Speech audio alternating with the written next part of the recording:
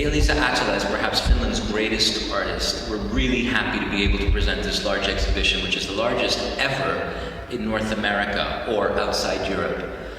She became famous in the 1990s for presenting her film and video projects in very unusual ways, where she fragmented her narrative work in a gallery context over multiple panels. The effect of multiplying and fragmenting these stories over multiple screens in a gallery context amplifies the drama of the stories and engages the viewer kind of intellectually and psychologically within the space. This work here behind me is called The Present, which is about madness. The Present shows 5 screens where 5 different women are depicted, where she gathered information anecdotally in Helsinki about 5 women who had had psychotic episodes, and she illustrates these episodes over these 5 screens, which show these tiny little works which last between 60 seconds and 2 minutes. Next door is a large piece, very majestic work called The House, over 3 panels, 3 large projections with a fantastic sound design. It takes place in a Finnish cottage, and we see a woman who is slowly losing her mind. Sounds seem to come in from very far away, and she can't shut them out. In our main exhibition space at 451 Saint-Jean, we have a great piece there called Consolation Service, which was made for the Venice Biennale in 1999. Consolation Service is about a couple whose depth of misery seems limitless when you see them. They're at a marriage counselor and they're trying to save their marriage, or actually they've decided that it's an ending. And in fact, the 2 screens that show this work never come together in harmony, but always in disharmony.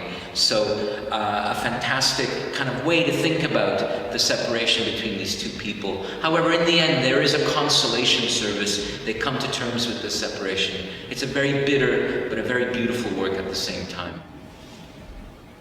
On the ground floor is a work called Today. Today is about the death of a grandfather who mysteriously orchestrates his own death. He lies there in the middle of a road, and his son, tragically, has to run him over. So this story is told from 3 family members, and it's offered, 3 different perspectives are offered on this story. And of course, with Eija-Liisa Ahtila, this has to be divided into 3 screens. So the viewer watches 1 episode on 1 wall, and then has to literally change position to watch the 2nd episode and the 3rd, and the film is on an endless loop.